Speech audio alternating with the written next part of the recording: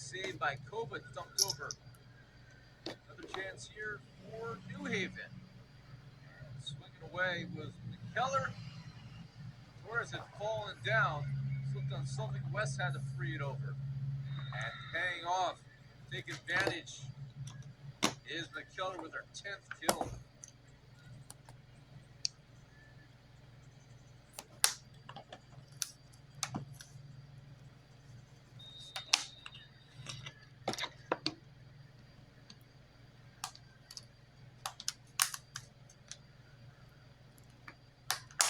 Has many 17 kills in a match this year.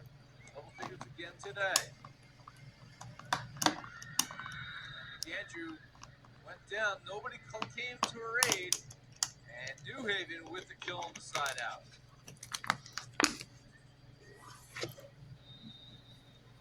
Ninth time. Keller has reached double figures in kills this year. Fourth match in a row. She had a brilliant effort against LIU as that sails long.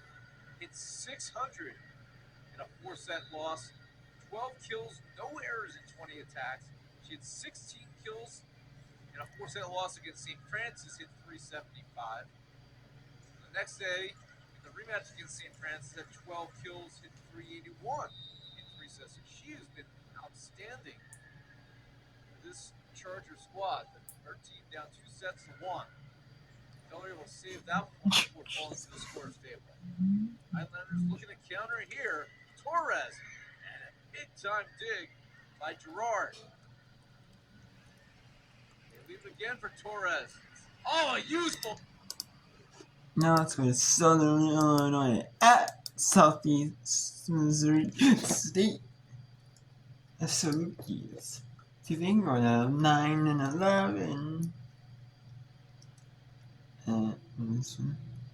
Well, Consumer, we're 12 and 7. That's 22 all. Set 2.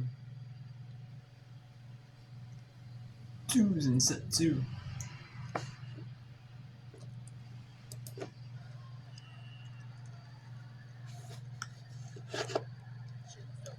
First here with this squad. Transfer from Tennessee Tech. Reagan Nelson, that ball's touched. Shaneyfelt, who is serving, somehow keeps that ball alive. Jillian Shaneyfelt with the defense. Simo's going to go to Nelson again. Reagan Nelson, good defense, better. Oh.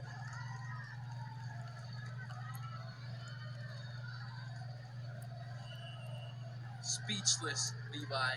Speechless is the only way that I can describe on how I feel for the Reagan Nelson awakening of the 2025 SEMO Redhawks volleyball season. That one blocked by Lester and Johnson. Elena Lester and Marin Johnson, and this SEMO squad is feeding off of the energy. They were just down 8 points. They went on an 8-0 run to tie the ball game up, and now they're up 2. Reagan Nelson, match point here in the second set. And there's a services. Not only does set 2 goes to Simon. The Southeast Missouri State Redhawks take set 2, 25-22. What a win for Southeast Missouri State here in set 2. Now let's go to the end of this thrilling set. Eastern at Western in the Illinois Showdown. Eastern Illinois takes 23-13 lead over Western Illinois.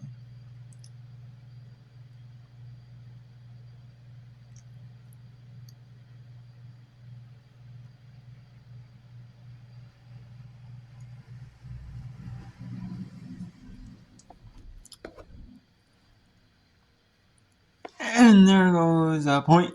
Eastern Illinois. After this, we'll go to Evansville at Indiana State for the ending of set 4. We'll see the ending of this set. And then there'll be a little break right here. And then there'll be a little break right here.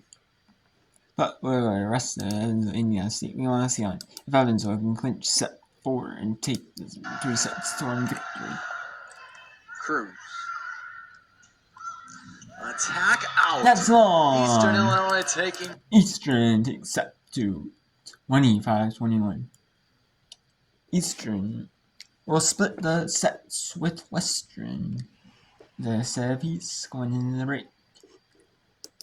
And in one earlier today, we had Albany in a non-conference Kids Day match. Kids and Education Day match. They usually do. They usually don't do that for women's volleyball, but for women's basketball or basketball, it's common. But women, especially women's basketball, it's not common. They do it where you have a Kids Day where the kids get the students from like local schools, districts get to watch a women's basketball game, and then it's like an education day where they might learn about like some like health and fitness like type things. There's like a little learning going on, like before the game, like health and fitness related, or because it relates to watching the game, or they get to do other educational activities before they get to do something related like education or health, fitness, and they do that a little bit before the game, and then they might do, and then they get to watch the match. Some schools do not stay for the whole match, depending on what time their school district, depending on how far they are, or like what time their school day ends, or what they got going on. Most schools, however, do stay for the full match, unless it goes like really, really long. But most do stay, for it all. And St. John's had one too, but it ended up dying out a little bit because some of the school kids left a little bit because they had the match. But still, St. John's did end up being Seton Hall for the second one in conference play. They were 1-5 going in the match at 5-14, and they were 6-14, 2-5. In conference play, Seton Hall was 0-7, but they did take a stand. Marquette was receiving votes in the ABCA poll, so that's pretty good. Awesome to see. And then you have Evans up 2-6 on Indiana State. NJT, in order to win set 3, in order to win this match, even though it says set piece, you had to take set 2-3. So they'll have to. So for NJT to sweep for the pull off the victory, they'll have to win set 4. For New Haven to continue the match, you have to go to set 5. You have to win set 4.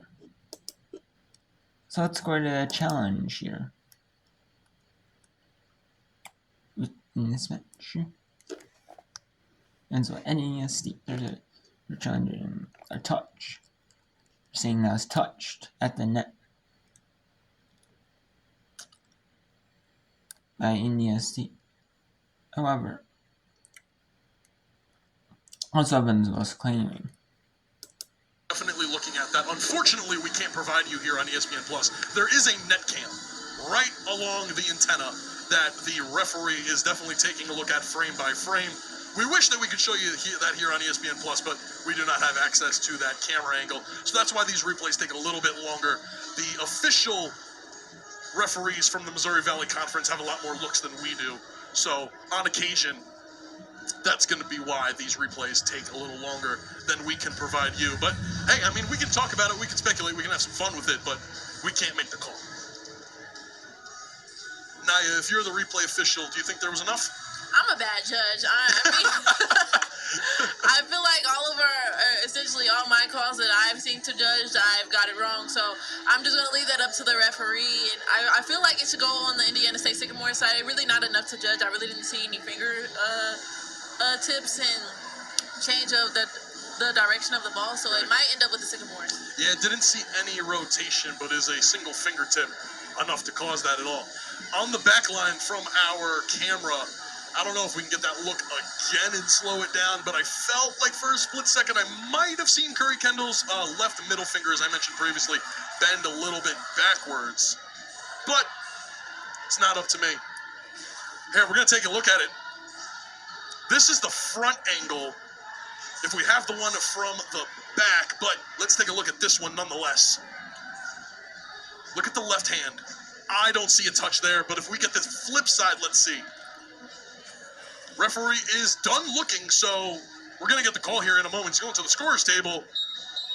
And the point, it is a touch. It flips it. Evansville keeps a challenge for the remainder of set number 4. So a good challenge there taken by first-year head coach Zach Weinberg. They must have seen something on that net cam, Nia, that we can't see here. And you can also tell by the Evansville, just the players, you can tell that they were super excited and they knew they had it. You know what? You know how we heard the ball go off of Holland's arms earlier? Yep. They probably heard a touch there by Curry Kendall. Weber for Whetstone. Slam dunk won't go. My goodness. And another block by Whetstone. That time she will get it.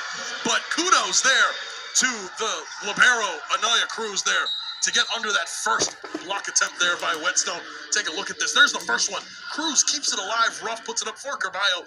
And then that... We might have to go do a double avenge with New Haven NJT. And is that... that's in, yes. Looks back corner. You know, this, just this angle is not the typical ESPN Plus angle.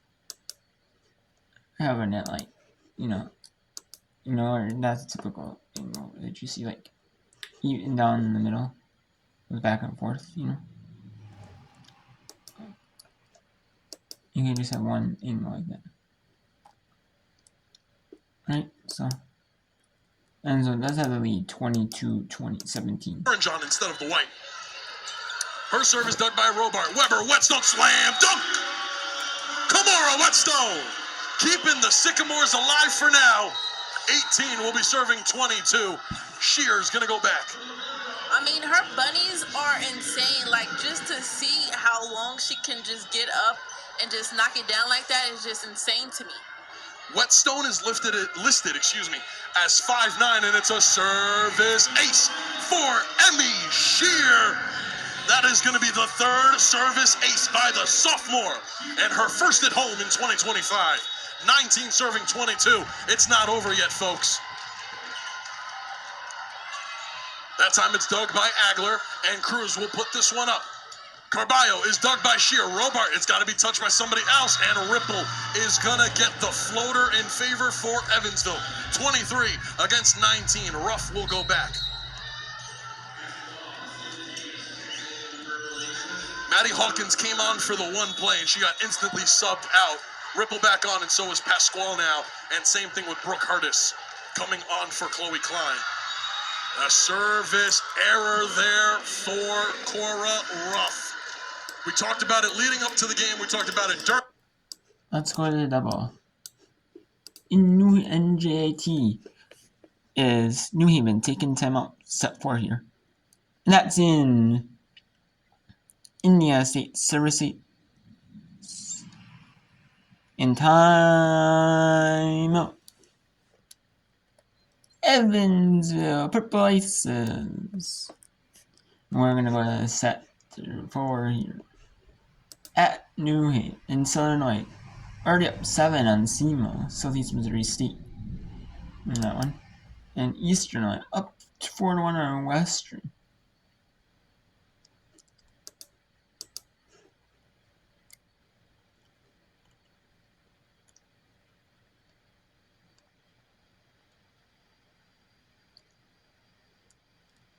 And the Chargers are using their full lot of time. NJT is ready for this. They just need 1 point to win, and they know it. And that would be a much needed win. These players, I don't care what sport you play, losing all these matches and winning a match feels really, really good.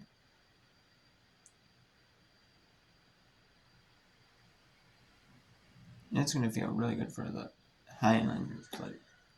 24-21, NJIT with 3 match points. Taylor West to serve it away. We go to the right side, and that's who I would have gone to as well, as McKellar continues to be the player delivering for this Charger squad. She puts away her 12th kill of the match in 370, but they still have an uphill climb.